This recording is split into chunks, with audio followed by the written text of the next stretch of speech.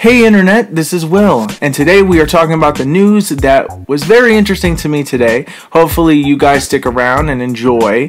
We're going to get started with it, so let's get started with the first story in this segment. We got a new Pokken Tournament trailer, everybody. A new Japanese trailer has been revealed for the new Pokemon arcade fighting game, Pokken Tournament, slated to hit Japanese arcades in summer of 2015. Pokken Tournament is looking gorgeous in this new trailer, showing off various combos from Pokemon such as Lucario, Machamp, Gardevoir, Suicune, and Pikachu. This trailer also shows assist Pokemon like Emoga, Lapras, Snivy, Finnegan. The trailer is also showing like Mega Evolutions, like, you know, Mega Lucario, Mega Gardevoir, and seems to have a training mode of some sort where I guess you level up and you get to do some, I don't know, you level up in things, so I'm not sure. But no word when this game will be released in consoles or even hit the US, but fingers crossed in hopes for a Wii U release. Come on, Nintendo, reveal it at E3. I hope that they reveal it at E3. Just the fact that it's coming to consoles, it would be pretty cool. All right. But what I personally feel about this Pokemon or Pokken Tournament trailer is that this game looks exciting. It looks like a typical Dragon Ball Z meets like J All-Stars type thing. And the camera may be a little bit of an issue, but if you're playing this online, I don't know if online would even work. But if you're playing this, it just seems like it's a really interesting idea.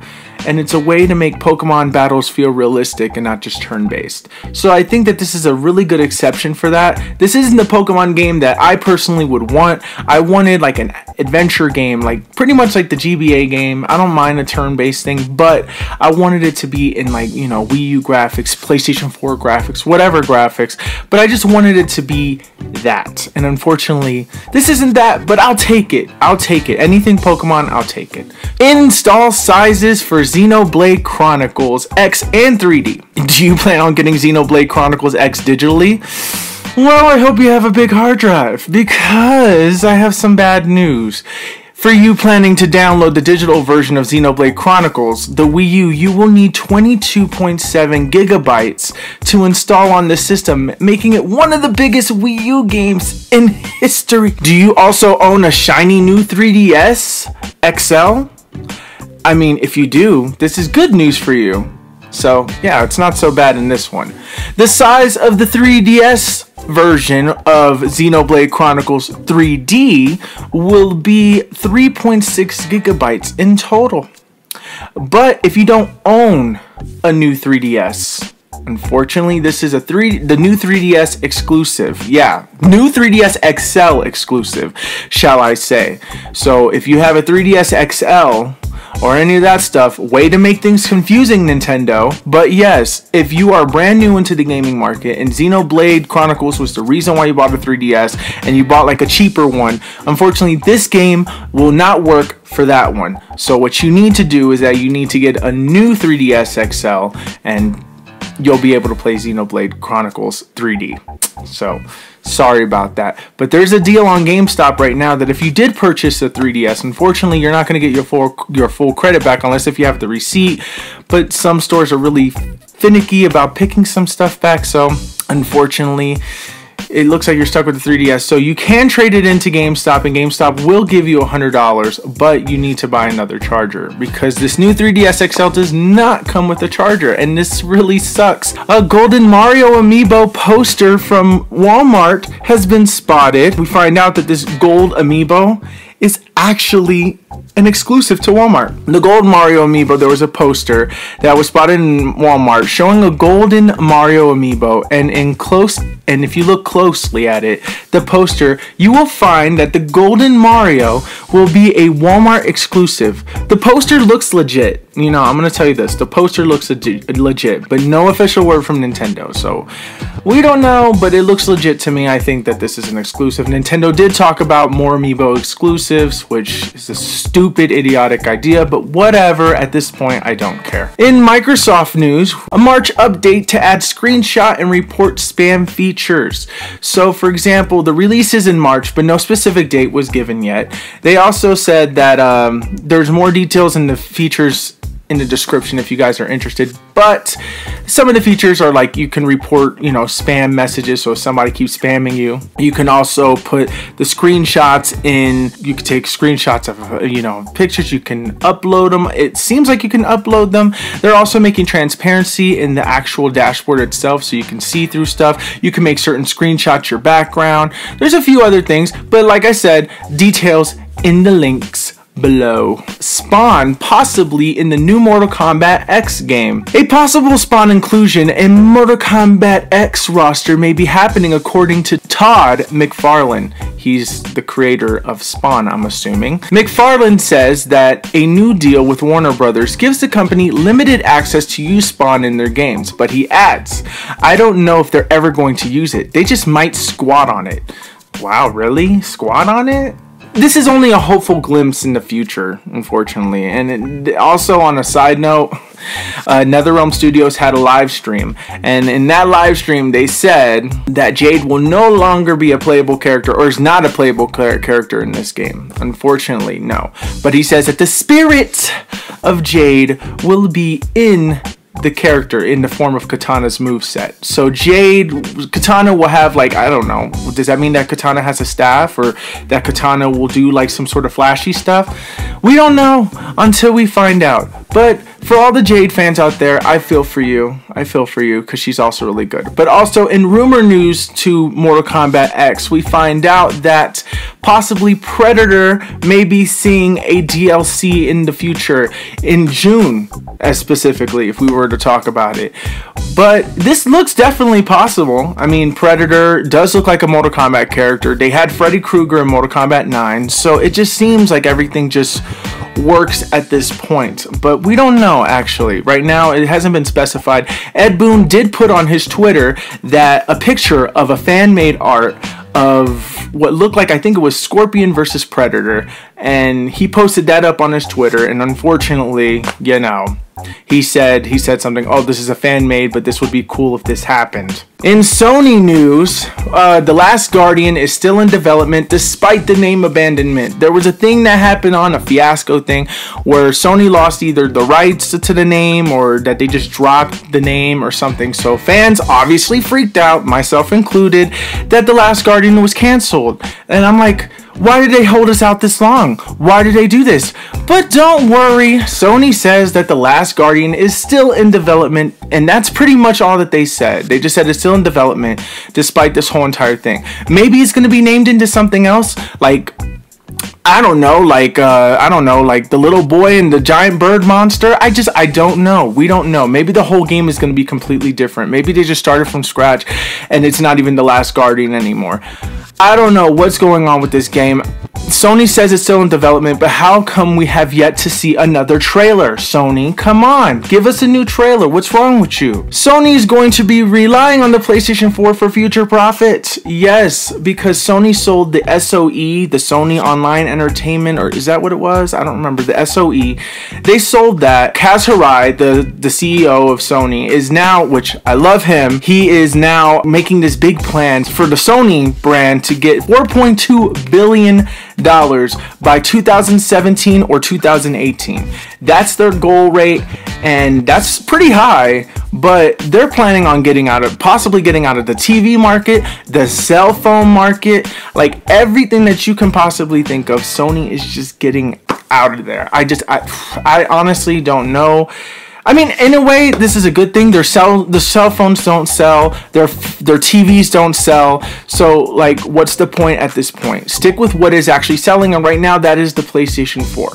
So, but that's just my opinion. Final Fantasy 15, yeah! Well, this isn't as exciting as you think it may be, but this could be a little interesting concept. I'm not really sure what you guys would think about this, but camping is actually a very important thing. Like camping, like sitting out and waiting, is an actual thing in Final Fantasy.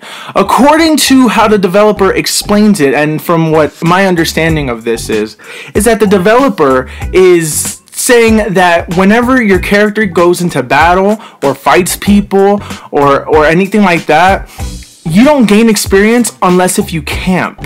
So that way that your character takes in all that stuff, which is interesting, I guess. I'm not really sure if I'm really feeling that too much, but yeah, because it's just a side thing, but still it's an interesting thing. And for people who like a challenge, you know, you can play through the whole game without ever having to camp, and you can literally play the game without ever having to level up or gain any experience if you like a challenge. So that would be some very interesting playthroughs I would like to see. Maybe it's probably a trophy, and then unfortunately I have to go get it, and then I'm gonna hurt myself. So Square Enix, you do this to me.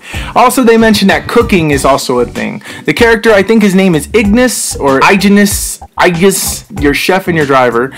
And so if you cook with him, or I guess you cook with the other characters, it buffs your party. I don't know how often you have to do this because it will just be really annoying. Hopefully it's like a speed thing. You just hit plus. Would you like to camp? Yes. You see the characters sit there, and then you hit the X button and you're done. Hopefully it doesn't lead to like a gazillion cutscenes or anything like that. Don't worry, I like cutscenes, but that's that. To the final story of the day, the Order 1886 reviews are in. Oh my god. People were making, for the past 2 weeks, people were saying all the stuff about the Order 1886, and I understand, you know, if you have 60 bucks riding on this game, you want it to be good, and it being hyped, and it's being Sony's like big major first exclusive game, new IP and everything. You just want the best out of it, and I get it, I understand.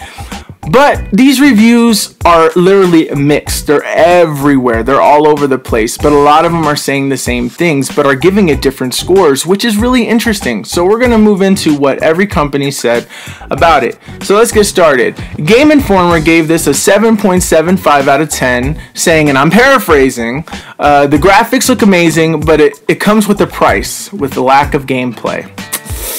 Ooh, not good. GameStop gave it a 5 out of 10, saying that the game is boring and doesn't have enough shooting, just slow walking and looking at things. Ooh, that's really harsh. Okay, moving on to CNET.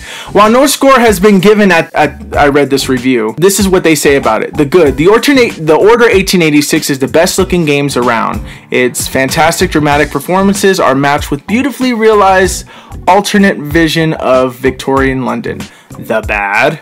There are some frustrating issues with the Order's controls, and the game's lengthy cutscenes and breaks in action are jarring. The bottom line, the Order 1886 is a beautiful and impressive technical achievement, but it also is chock full of frustrating control issues, odd pacing, and less than compelling storyline don't help. Ooh, I don't know. What do you guys think about that?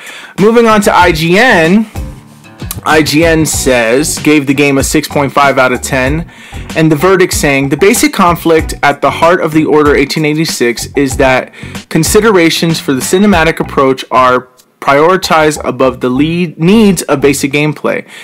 The best aspects are its stunning looks, atmosphere, and style, which are truly fantastic and entertaining fiction. But the shallow, slow, and generic quick-time event-riddled gameplay make it feel like an experience that would have been better served by a non-interactive movie than a game. With no multiplayer and no reason to revisit the short and stunted single-player campaign once it's been completed, there just isn't a lot to it. Ooh, ow. Game Trailers gave it, the Order 1886, an 8.2 out of 10. They said that the game lasts 7 to 8 hours, and the cinematics justify a playthrough, but wishing that the world was more explorable. And finally, the most infamous review that I'm pretty sure everybody's going to be freaking out about, Kotaku. Kotaku had this to say: do you like movies? Do you like video games? If you answered yes to either of those questions, you shouldn't probably skip the Order 1886. You should, he said, not shouldn't. The PlayStation 4's newest action game is dull and lumbering thing. It's a brief, drab adventure starring a group of characters who all seem to dislike their lives and one another. And if it managed a single new gameplay idea over the course of its runtime, I didn't catch it. The Order 1886 is one of the most depressing games I've played in a while. In fact, let's just get this out of the way. Should you play the Order 1886? No. So the 5-hour thing probably was exaggerated. Maybe the person played in 5 hours. Person who beat it in 5.5 hours probably was playing it on easy difficulty. But if you play it on medium, it lasts you about 6 to 8 hours. 7 hours, they said. No, 7 to 8 hours. So people have been clocking 7 to 8 hours on the Order 1886. If that justifies a $60 purchase for you, I say get it. But honestly, the graphics are good. I'd say that it looks like it's definitely worth a playthrough, but not at $60. Like, that game should have just been a little bit lower. It should have been 40 if anything. If it was 40, I could see a lot of people really not complaining as much. But still, at this length, people are expecting big things. This is your first big AAA title. You want to make a good impression. With the PlayStation 4 selling so well, you want to make an awesome, epic impression. But if you can't do that, then this becomes a bit of a problem. So let me know what you guys think about any of these stories in the comments below. Are you interested in getting the Order 1886 despite the bad reviews? Are you guys going to download that new March update for your Xbox? Are you guys planning on pre-ordering that golden Amiibo at Walmart? Are you guys excited about the Pokken Tournament trailer like I am? Be sure to let me know in the comments below. And also, if you're interested in any videos that I do or anything like that, be sure to subscribe. Be sure to like. It lets me know that you like the content.